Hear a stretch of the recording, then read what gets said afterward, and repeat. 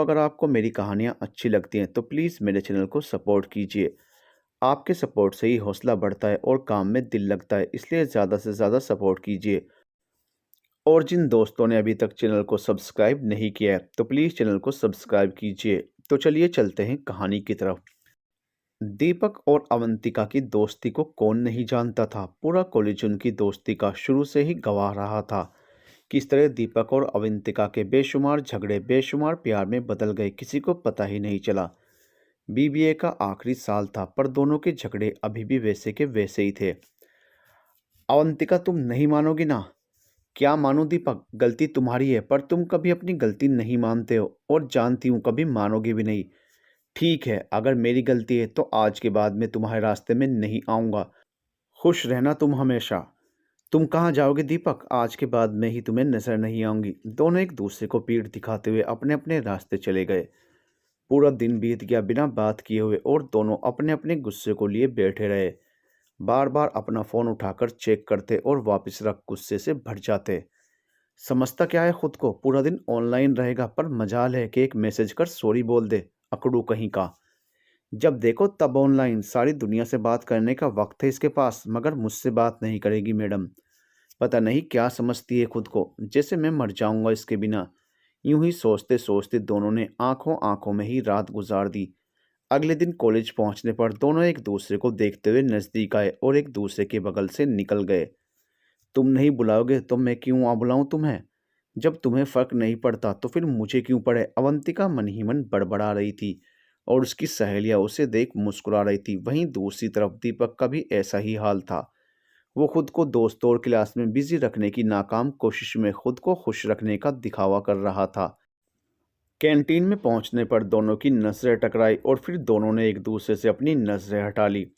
पर दोनों को ही चैन नहीं आ रहा था। आज का दिन भी यूं ही गुस्से और ईगो में निकल गया और फिर रात एक दूसरे के ख्यालों में। अगले दिन अवंतिका सुबह कॉलेज पहुंची तो पता चला दीपक कॉलेज नहीं आया है। किसी को भी पता नहीं था कि वो कॉलेज क्यों नहीं आया। अवंतिका ने फ़ोन करना चाहा पर उसकी ईगो रास्ते में आ गई और वो बिना फ़ोन किए ही रह गई। दोस्तों के साथ कैंटीन में बैठे हुए भी अवंतिका वहाँ नहीं थी। तभी उमा ने छेड़ा, जब उसके बिना रहा नहीं जाता तो क्यों लड़ती है उससे। जा जाकर फ़ोन कर ले। क्यों, मैं क्यों करूँ फ़ोन, वो भी तो कर सकता है ना। अवंतिका ने अकड़ते हुए कहा। जिद्दी तो वो भी कम नहीं थी। दिन का आखिरी पीरियड चल रहा था, इसके बाद छुट्टी होने वाली थी। अब तक अवंतिका बेचैनी से बेहाल हो चुकी थी क्योंकि वह अभी तक जान नहीं पाई थी कि आखिर दीपक कॉलेज क्यों नहीं आया। वो ठीक तो होगा ना। कॉलेज ख़त्म होते ही उसने बिना किसी से कुछ कहे अपनी स्कूटी उठाई और पूरी रफ्तार से दीपक के घर की तरफ चल दी और सीधा दीपक के घर के गेट के आगे आकर रुकी। वह मन ही मन सोच रही थी, आज खूब डांट पड़वाऊंगी आंटी जी से इस नालायक को। डोरबेल बजी तो दीपक की माँ आरती जी ने दरवाज़ा खोला। अवंतिका बेटा तुम, आओ अंदर आओ। आंटी, वो आज दीपक कॉलेज नहीं आया और किसी को पता भी नहीं था कि क्यों नहीं आया, तो बस में पूछने आ गई। आरती जी अवंतिका को दीपक के कमरे में ले गई। दीपक सो रहा था। क्या हुआ आंटी से, अवंतिका को चिंता हुई। रात से तेज बुखार है, फिर सुबह कॉलेज जाने की जिद करने लगा पर नाश्ता करते हुए अचानक चक्कर आया और बस तभी मैंने इसे सुला दिया। पता नहीं क्या परेशानी है, 2 रातों से ठीक से सोया नहीं। बताता भी नहीं, तुम पूछना शायद तुम्हें बताए। जाओ तुम उसके पास बैठो, मैं चाय और कुछ खाने को लाती हूँ। शायद तुम्हारे साथ कुछ खा ले, कल से ठीक से कुछ नहीं खाया इसने। आरती जी अवंतिका को दीपक के कमरे के बाहर छोड़कर किचन में चली गई। अवंतिका की आंखें भीग गई। वो धीरे धीरे कदम बढ़ाती हुई जैसे ही दीपक के पास आकर बैठी, दीपक की आंख खुल गई। उसने अवंतिका को अपने पास बैठे देखा। आ गई तुम। दीपक, आई एम सॉरी, ये क्या हाल बना लिया तुमने।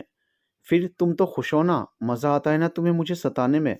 नहीं दीपक, कोई मज़ा नहीं आता तुमसे रूठने में। पर तुम मना भी तो कर सकते हो ना, मनाते क्यों नहीं।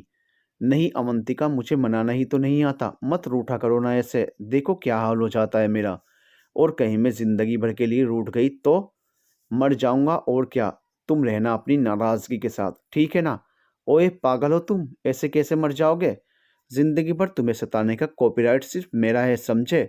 और दोनों हंसने लगे। इतने में आरती जी दोनों के लिए चाय और नाश्ता ले आई। अवंतिका ने जाते हुए कहा, आंटी कल तक इसे अच्छा करके कॉलेज भेज दीजिएगा, इसके बिना पूरा कॉलेज सुनसान हो जाता है। पागल कहीं का। ओए मोटू, जल्दी ठीक होकर सुबह कॉलेज में मिलना, समझे। अच्छा छिपकली जा अब सोने दे मुझे। अब अवंतिका को थोड़ा आराम था, उसकी नाराज़गी दूर जो हो गई थी और दीपक की तबीयत में भी सुधार था। अवंतिका जो मिलकर गई थी, उस रात दोनों को चैन की नींद आई। अगले दिन कॉलेज में दोनों एक साथ आते हुए नजर आए और सब समझ गए कि दोनों में वापस दोस्ती हो गई है। इसी तरह अवंतिका और दीपक की शैतानियां, खट्टी मीठी नोक-झोंक पूरे कॉलेज में एक रौनक सी बनाए रखती थी। कॉलेज के नोटिस बोर्ड पर आज एक नोटिस लगा देखा। कॉलेज के हाफ ईयरली फंक्शन के लिए थीम बेस्ड नाटक की तैयारी के लिए ऑडिशन रखा गया था। शाम 4 बजे सभी को ऑडिटोरियम में बुलाया गया था। दीपक, अवंतिका और उसके दोस्तों ने तय किया कि इस ऑडिशन में सब लोग शामिल होंगे। शाम के 4 बजे सभी लोग ऑडिटोरियम के बाहर मिले। रूम में cultural activity incharge Manoj sir और शकुंतला मैम एक एक कर सबका ऑडिशन ले रहे थे। अवंतिका ने भी ऑडिशन दिया। दीपक और अन्य साथियों का भी ऑडिशन हुआ। 2 दिन बाद ऑडिशन का रिजल्ट आया, जिसमें करीब 24 लोग सेलेक्ट हुए। उनमें अवंतिका, दीपक और उनके 2 साथियों का भी नाम था। 7 दिन बाद प्ले की रिहर्सल शुरू हो गई। सभी को उनके किरदार के बारे में बता दिया गया था। दीपक ज़रूरत से ज़्यादा स्मार्ट था। अपने किरदार को बखूबी निभाने के साथ साथ वो बाकी सब किरदारों को भी गाइड करने लगा। ये सब देखकर मनोज सर और शकुंतला मैम बहुत प्रभावित हुए और उन्होंने सभी किरदारों से रिहर्सल करवाने का जिम्मा दीपक को दे दिया।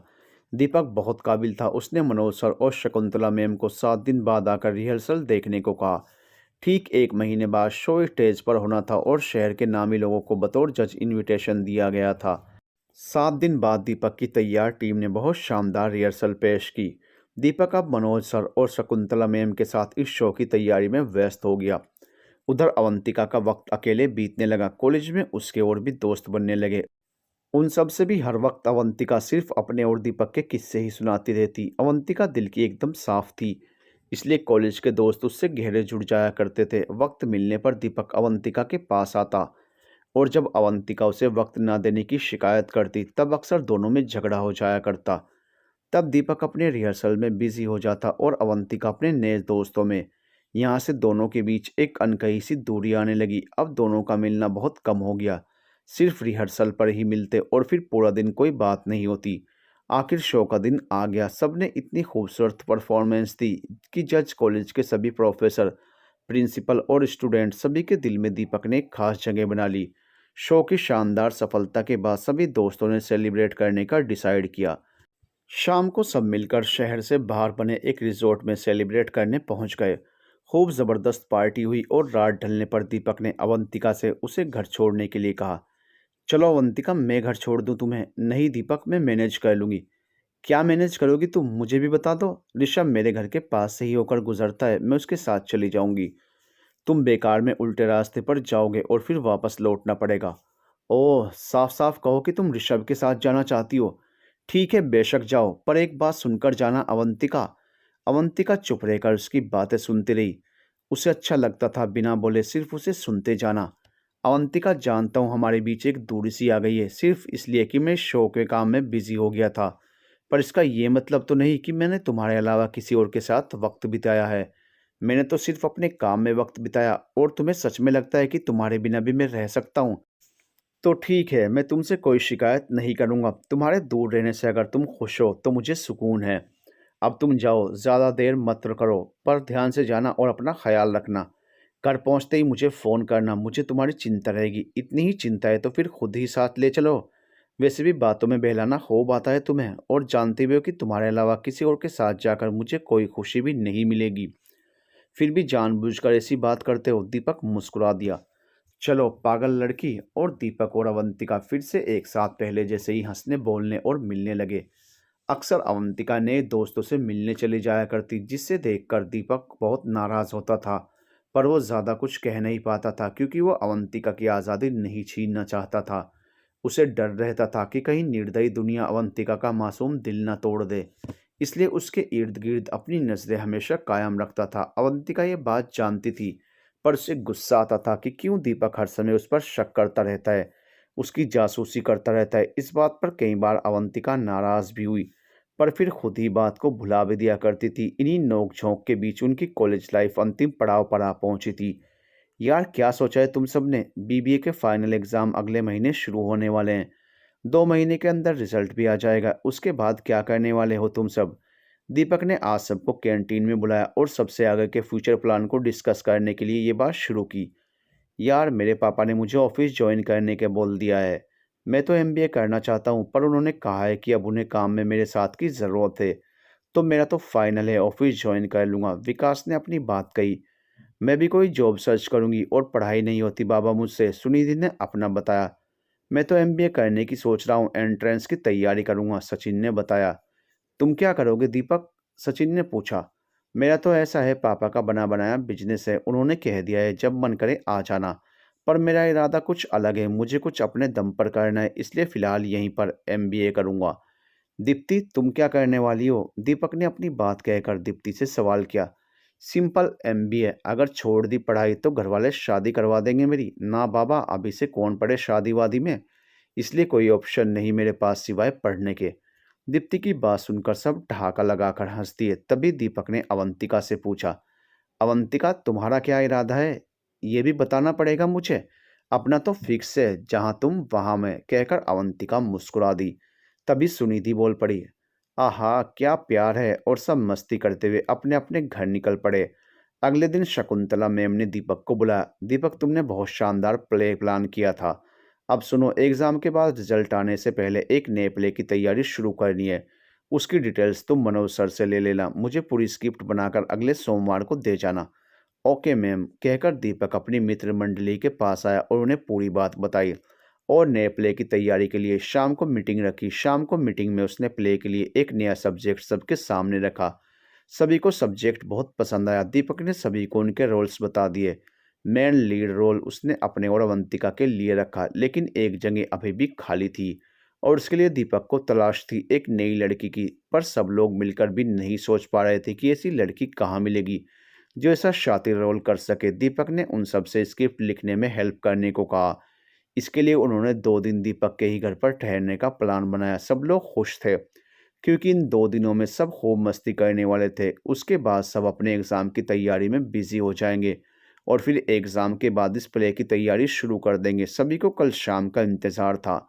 अगले दिन ठीक शाम 6 बजे सभी दोस्त दीपक के घर पहुंच गए। सुनिधि, विकास, सचिन, दीप्ति और अवंतिका, सब लोग अपने एक एक बैग के साथ दीपक के घर मौजूद थे। दीपक के मम्मी पापा ने उनके लिए ऊपर के फ्लोर पर इंतज़ाम कर दिया था ताकि उन्हें किसी तरह की डिस्टरबेंस ना हो। चाय नाश्ते के बाद सब लोग सीरियस होकर स्क्रिप्ट पर विचार करने लगे।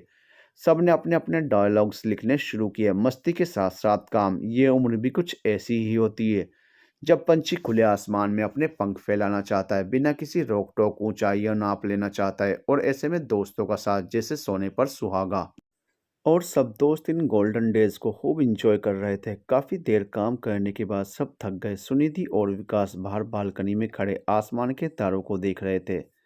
दीपक चुपचाप अवंतिका को छत पर ले गया। दीप्ति और सचिन उन दोनों जोड़ों पर हंस रहे थे और अपना कोई जोड़ीदार ना होने पर अफसोस जताकर एक दूसरे को दिलासा दे रहे थे।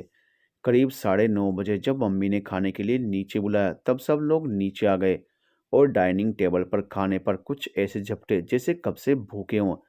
दीपक अपने मम्मी पापा की इकलौती संतान था, इसलिए इस तरह सबका घर में उधम मचाना ना सिर्फ दीपक को अच्छा लग रहा था, बल्कि मम्मी पापा भी दीपक को खुश देखकर बहुत खुश थे।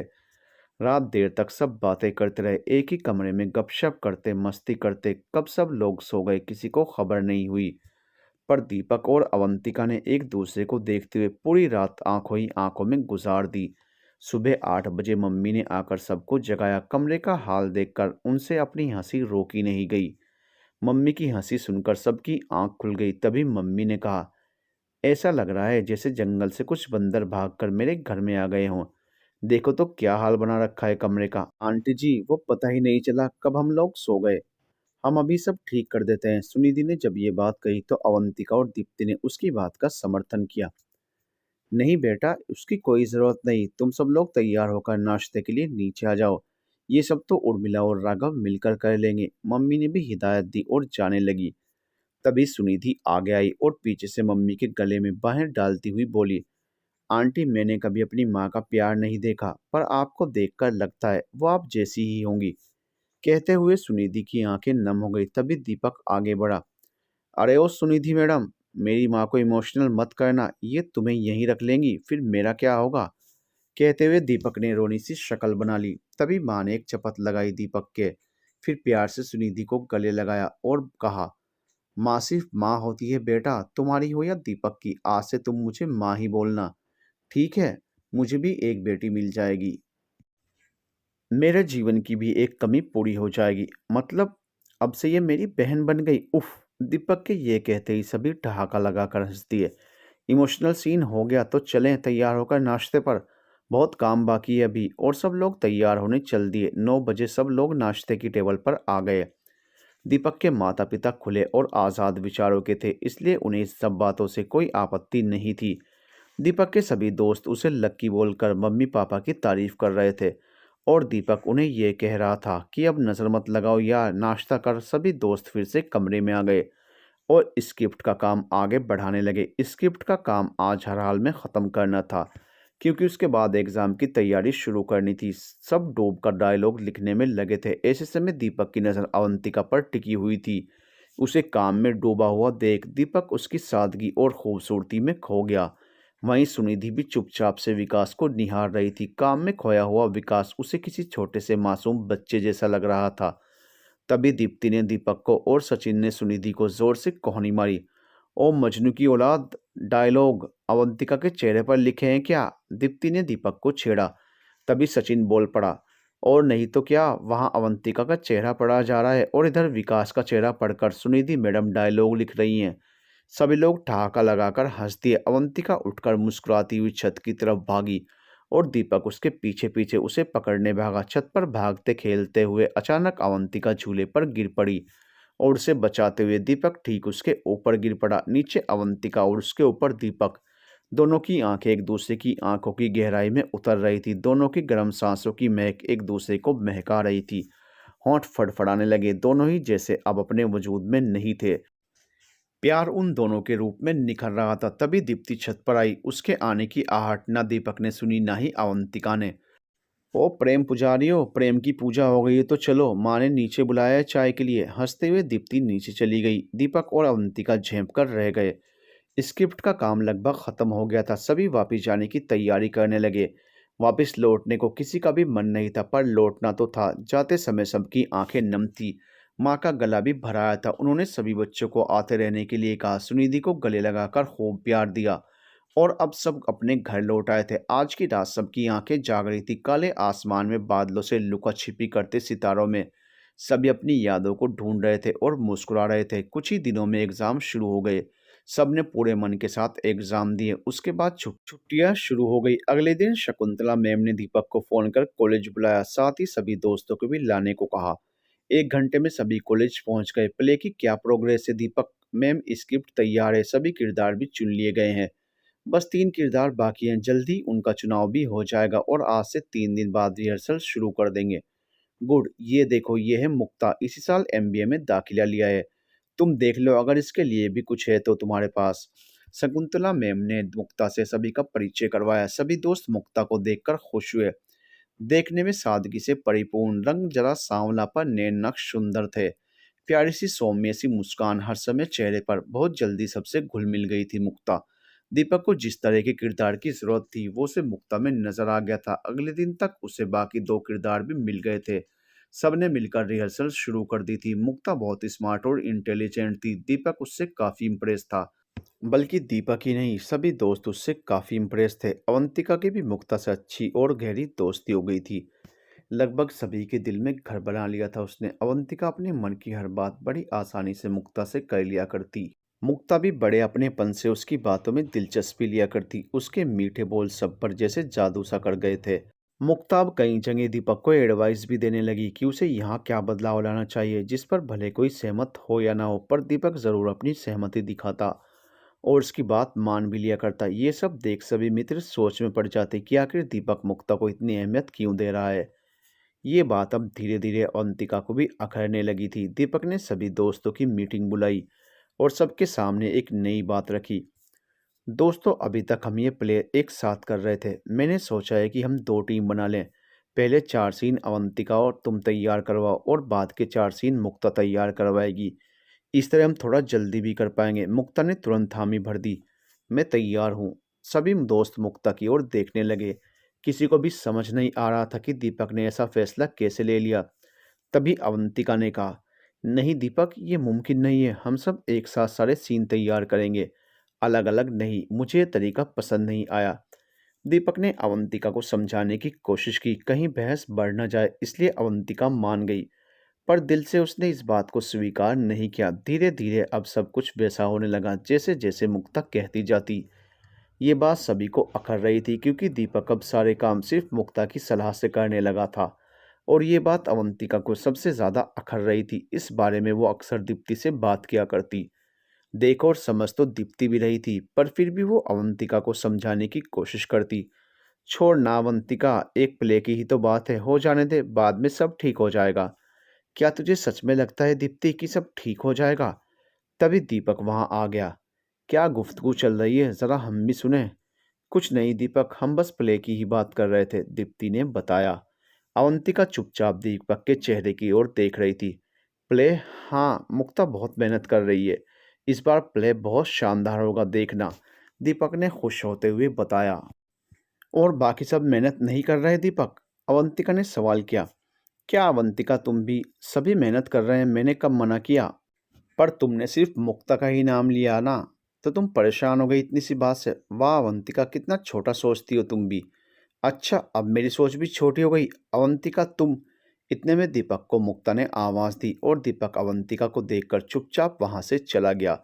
वहीं अवंतिका अपनी नम आंखें लिए कॉलेज से निकल गई। अवंतिका का अब कहीं मन नहीं लगता था। वो हमेशा कहीं खोई खोई सी रहती, न किसी से बात करती और न रिहर्सल में उसका मन लग रहा था। वहीं दीपक की दी हुई जिम्मेदारी भी उसे अब बोझ लगने लगी थी। शाम को रिहर्सल करते हुए भी अवंतिका अचानक कहीं खो गई। दीपक ने जब अवंतिका को आवाज़ दी तो वह आवाज़ सुन ही नहीं पाई। 3-4 बार आवाज़ देने के बाद दीपक अवंतिका के पास गया। अवंतिका, ध्यान कहाँ है तुम्हारा? कब से आवाज़ दे रहा हूँ। अवंतिका ने अचानक चौंक कर दीपक की ओर देखा। क्या बात है दीपक? क्या मतलब क्या बात है? प्ले में मन नहीं लग रहा तुम्हारा? तुम्हें पता है ना ये प्ले कितना इम्पोर्टेंट है हम सब के लिए। अगर मन नहीं लग रहा तो बोल दो मुझे, फिर मैं। कहते कहते दीपक रुक गया। दीपक की आवाज़ इतनी ऊंची थी कि सब लोगों का ध्यान दीपक की तरफ हो गया। ऐसे में अवंतिका खुद को बहुत अपमानित महसूस करने लगी। वो बिना कुछ बोले नम आंखें लिए वहां से चली गई। तभी विकास वहां आया। क्या बात है दीपक, अवंतिका पर इतनी नाराजगी क्यों? अरे पता नहीं आजकल कहाँ खोई रहती है। प्ले के दिन नज़दीक आ रहे हैं, अभी तक हमारे सीन रेडी नहीं है, इसे समझ क्यों नहीं आता? रोज़ कोई ना कोई तमाशा है इसके साथ तो। दीपक, तुम्हारा लहजा आज अवंतिका के साथ सही नहीं था। सुनिधि ने अपनी बात कही तो सभी ने उससे सहमति जताई। मुक्ता शांत थी, उसने कुछ नहीं कहा। तभी दीपक ने सबसे कहा, अब रिहर्सल करनी है या इसी तमाशे को आगे बढ़ाना है? दीपक के गुस्से से सभी वाकिफ थे, इसलिए सभी चुपचाप रिहर्सल में लग गए।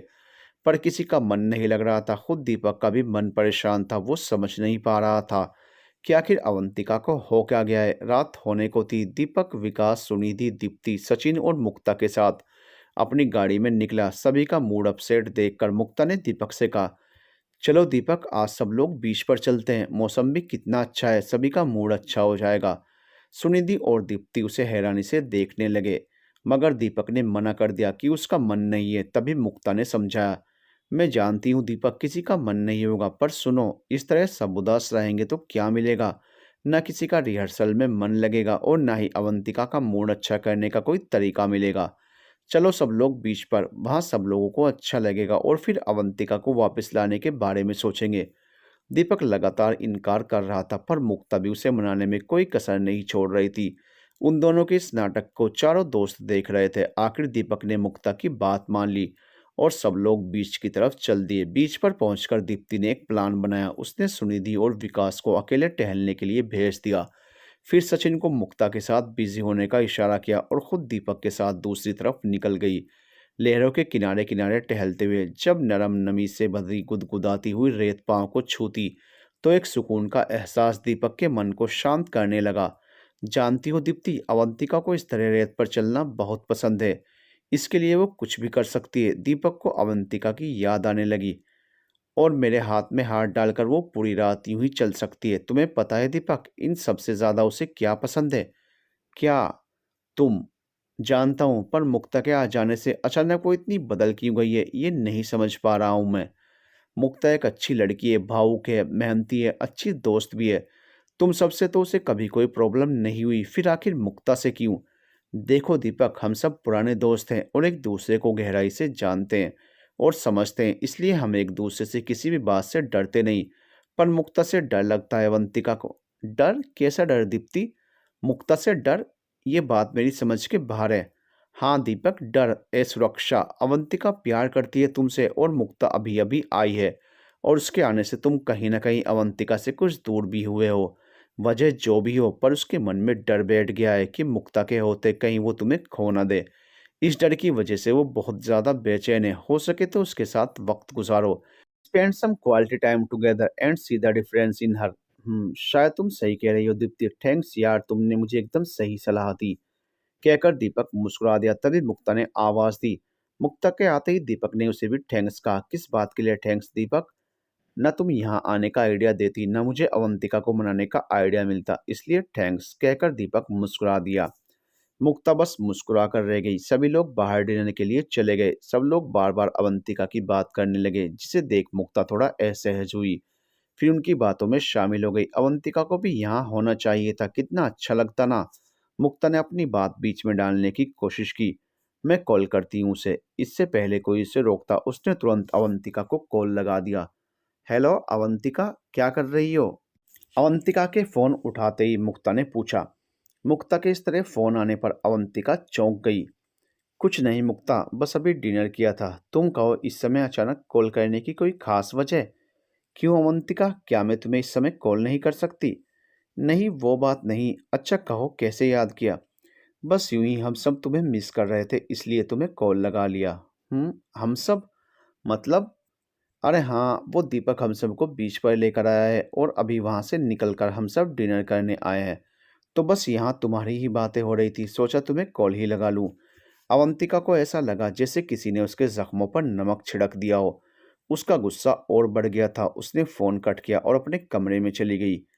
उधर दीपक ये देखकर खुश हो रहा था कि मुक्ता को अवंतिका का कितना ख्याल है।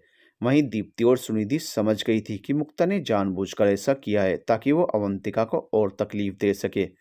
मुक्ता पूरी तरह से सुनिधि और दीप्ति की नज़रों में गिर चुकी थी। उमा को बहुत गुस्सा आया मुक्ता पर। उसी समय उसने वॉशरूम जाने का बहाना किया और रेस्टोरेंट से बाहर आकर अवंतिका को फ़ोन लगाया, पर अवंतिका ने फ़ोन नहीं उठाया। तभी दीप्ति ने अवंतिका की माँ को कॉल किया और अवंतिका से बात कराने के लिए कहा। माँ ने अवंतिका को आवाज़ दी तो अवंतिका को फ़ोन लेना ही पड़ा। वो ना नहीं कह पाई। हेलो, हेलो अवंतिका, मेरी बात सुनो। फ़ोन मत काटना अवंतिका, हम सब बीच पर मुक्ता की ज़िद पर गए थे। हम में से किसी का मन नहीं था जाने का। दीपक ने कितनी बार मना किया, पर मुक्ता ने उससे हाँ करवा ही ली और हम सब दीपक की कार में थे तो इसलिए ना नहीं कह सके। सुनो अवंतिका, मैं देख रही हूँ कि मुक्ता क्या कर रही है, पर प्लीज़ ऐसे में तुम कमज़ोर मत पड़ो, क्योंकि तुम कमज़ोर पड़ गई तो मुक्ता जीत जाएगी। कल कॉलेज में आ, फिर तुझसे पूरी बात करती हूँ। और सुन, दीपक तुझसे और सिर्फ तुझसे प्यार करता है। आज उसने तुझे बहुत मिस किया, मैंने खुद फील किया है। इसलिए तू कल अच्छे मन से कॉलेज आ, सब ठीक हो जाएगा। फिक्र मत कर, हम सब तेरे साथ हैं। दीप्ति, तुम फ़ोन ना करती इस समय तो मैं चैन से सो नहीं पाती। थैंक्स। इतना कहकर अवंतिका और दीप्ति ने एक दूसरे को गुड नाइट कहा और फ़ोन रख दिया। अब दोनों को चैन था। अगले दिन कॉलेज में एक बार फिर दीपक और अवंतिका पहले की तरह एकदम नॉर्मल, जैसे कुछ हुआ ही नहीं। अक्सर जैसे दोनों खूब लड़ने के बाद पहले जैसे हो जाते थे। अवंतिका अब खूब जोश के साथ आगे आकर सीन तैयार करवा रही थी। उधर मुक्ता ये सब देखकर थोड़ी हैरान थी। वो जैसे ही दीपक को बुलाती, अवंतिका उसी समय दीपक के पास आकर उसे अपनी बातों में लगा लेती। मुक्ता समझ नहीं पा रही थी कि आज अवंतिका अलग सी क्यों लग रही है। दीपक को भी दीप्ति की बात याद थी, इसलिए उसने भी आज अवंतिका के साथ ज़्यादा वक्त बिताने की कोशिश की। कुल मिलाकर आज का दिन अवंतिका का रहा। उसकी खुशी उसके चेहरे पर साफ नजर आ रही थी। कितने मासूम होते हैं ऐसे रिश्ते, जो ज़रा से ध्यान देने पर फूलों से खिलखिला उठते हैं और थोड़ी सी नज़रअंदाजी पर मुरझाने लगते हैं। कहीं रिश्ते की महक आसपास के वातावरण को सुगंधित करती है, तो कहीं कांटों की चुभन तकलीफ पहुंचाती है। पर कहाँ पता होता है उन दोनों को उस वक्त कि वो क्या पा रहे हैं या क्या खो रहे हैं। वो तो बस उस वक्त को जी रहे होते हैं। जहाँ एक और अवंतिका खुश नजर आ रही थी, वहीं मुक्ता बस मुस्कुरा कर रह जा रही थी। कोई नहीं जानता था कि आखिर मुक्ता के मन में क्या है। क्या वाकई वो कोई साजिश कर रही है या फिर सब यूं ही वक्त का खेल चल रहा है। आज दीपक अवंतिका को छोड़ने के लिए सबसे पहले निकल गया। सभी दोस्त खुश थे कि चलो दोनों का झगड़ा आखिर खत्म हुआ। अवंतिका के घर पहुंचकर दीपक अंकल आंटी से मिलने घर के अंदर गया। वो अभी वहां बैठा ही था कि मुक्ता का कॉल आ गया और दीपक हड़बड़ी में अवंतिका से बिना कुछ कहे वहां से निकल गया। अवंतिका किचन से पानी लेकर बाहर आई तो देखा दीपक बिना कुछ कहे जा चुका है। माँ ने बताया कि किसी मुक्ता का फोन आया था और बस कुछ जरूरी काम है कहकर वो निकल गया। अवंतिका ये सुनकर बेचैन हो गई। वो कमरे में आकर सोचने लगी, आखिर ऐसा क्या कहा होगा मुक्ता ने जो दीपक बिना मुझसे कुछ कहे ही निकल गया। बालकनी में टहलते हुए अवंतिका सोचने लगी, अवंतिका शायद तू बेवजह ही परेशान हो रही है। जिस बात का कोई अस्तित्व ही नहीं उसे बेवजह अस्तित्व में लाकर खामखा अपना और दीपक का रिश्ता खराब कर रही है। ये सच है कि मुक्ता एक अच्छी लड़की है, मेहनती है, काबिल है। हम सबके बीच अपनी जगह बनाने के लिए उसने काफ़ी मेहनत की है। और फिर दीपक तो है ही इतना अच्छा, हर कोई उसके जल्दी ही करीब आ जाता है। प्यार तो उसका अवंतिका से ही है और रहेगा, पर कभी कभी वो जो इतनी जल्दी कटी सुना देता है ना, वो चुप जाता है। सहन नहीं होता, पर कोई नहीं, खुद को साफ मन से एक बार फिर आगे कर और इस प्ले को पूरा करने में साथ दे। कुछ इसी तरह अपने मन को समझाकर अवंतिका ने खुद को तैयार किया। जैसे ही उसने एक सकारात्मक सोच का प्रवाह अपने मन में किया, उसका मन हल्का हो गया और अब वो चैन से अपने काम में लग गई। अगले दिन सुबह कॉलेज में सब लोग रिहर्सल के लिए दीपक और मुक्ता का इंतजार कर रहे थे, पर दोनों में से कोई भी अभी तक कॉलेज नहीं आया था। सब लोग चिंता में थे कि आखिर बात क्या है। इतने में अवंतिका भी आ गई। जब उसे पता चला कि दीपक और मुक्ता अभी तक नहीं आए हैं तो उसने तुरंत ही दीपक को फोन लगाया। काफी देर घंटी बजने के बाद फोन बंद हो गया। अवंतिका ने दोबारा फोन मिलाया मगर कोई जवाब नहीं आया। अब अवंतिका की चिंता बढ़ गई। फिर उसने मुक्ता का नंबर लगाया, उसका भी यही हाल था। दो बार फोन लगाने के बाद भी जब उसने फोन नहीं उठाया तो सबने दीपक के घर जाने का तय किया। सबने अपनी स्कूटी और बाइक उठाई और दीपक के घर निकल गए। रास्ते में काफी जाम होने की वजह से उन्हें पहुंचने में करीब 45 मिनट लग गए। वहां पहुंचकर उन्होंने डोरबेल बजाई तो दीपक की मां ने दरवाजा खोला और वो सबको एक साथ देखकर चौंक गई, पर खुशी के साथ उन सबको अंदर बुलाया और सोफे पर बैठाया। क्या बात है माँ, दीपक आज कॉलेज नहीं आया, उसका फोन भी नहीं मिला। तो हम सब घबरा गए और सीधा यहाँ चले आए। कहाँ है वो और सब ठीक तो है ना? सुनिधि ने माँ के गले लगकर सवाल किया।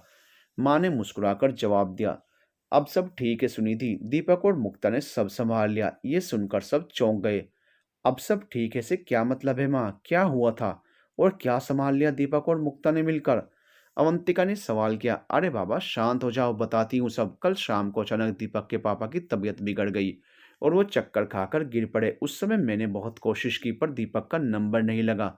पर भला हो मुक्ता का, अचानक उसका फोन आ गया। मैं परेशान थी। उसे जब सारी बात बताई तो वो डॉक्टर को साथ लेकर फौरन घर आ गई।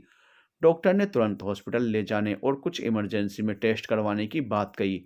मैं घबरा गई थी पर मुक्ता ने सब संभाल लिया। तभी घर आकर मुक्ता ने दीपक को कॉल लगाया और पूरी बात बताई।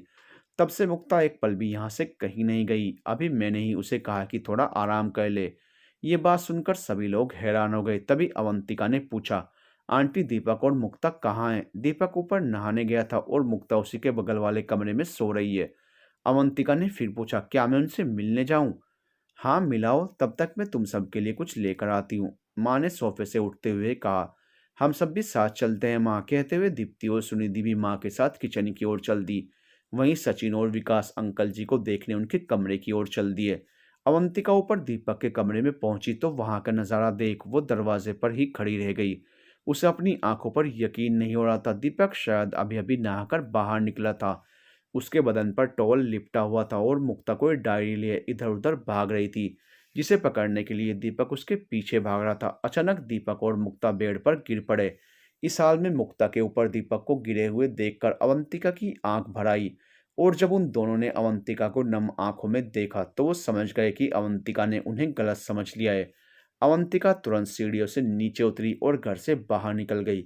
दीप्ति ने उसे निकलते हुए देखा तो उसे रोकने के लिए उसके पीछे गई, पर अवंतिका तेजी से निकल गई। दीप्ति उसे रोक नहीं पाई। दीपक अवंतिका को आवाज देकर रोकना चाहता था। वो उठा और बाहर तक आया, पर तब तक अवंतिका जा चुकी थी। वह उतरा हुआ चेहरा लेकर कमरे के दरवाजे तक आया और उसने अजीब सी नजरों से मुक्ता की ओर देखा। मुक्ता उदास चेहरे से आंखें नीचे किए उसके कमरे से निकल बगल वाले कमरे में चली गई। जहां आंटी ने उसे ठहरने के लिए भेजा था। ये पूरा वाकया नीचे से दीप्ति ने देखा था और वो समझ गई कि ऊपर क्या हुआ होगा। कुछ ही देर में दीपक और मुक्ता नीचे आ गए। आंटी भी चाय नाश्ता लेकर बाहर आ गई। अरे तुम सब यहाँ हो, अवंतिका कहाँ गई? दीपक की माँ ने पूछा। आंटी वो चली गई, दीप्ति ने जवाब दिया। चली गई? पर क्यों, क्या हुआ, सब ठीक है ना? आंटी ने पूछा, पर किसी ने कोई जवाब नहीं दिया।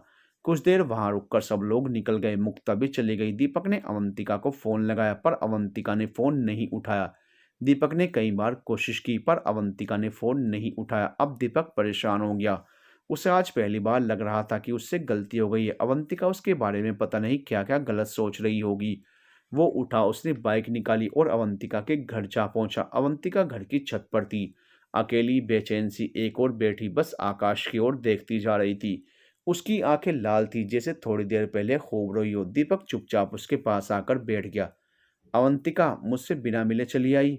दीपक समझ नहीं पा रहा था कि क्या बात करे, कैसे करे। उसकी इस बात पर एक नज़र अवंतिका ने उसकी तरफ देखा और फिर वापस आसमान की तरफ देखने लगी। अवंतिका की आदत थी, जब भी उसका दिल दुखता या कोई गहरी चोट लगती तो खामोश हो जाया करती थी। किसी से ना कोई शिकायत करती, ना किसी की बात का जवाब देती। बस चुप होकर खुद को अकेले कर लिया करती थी। अवंतिका, कई बार हम जो देख लेते हैं उसका वो मतलब नहीं होता जो हम निकाल लेते हैं। आंखों देखा भी कई बार गलत होता है। तुम सुन रही हो ना मेरी बात? अवंतिका ने एक बार फिर दीपक की तरफ देखा। कहो दीपक, जो कहना है कहो, मैं सुन रही हूँ। मुक्ता के हाथ मेरी पर्सनल डायरी लग गई थी जिसे वो पढ़ना चाहती थी। मैं नहीं चाहता था कि वो पढ़े, इसलिए मैं उससे वापस छीनने की कोशिश कर रहा था।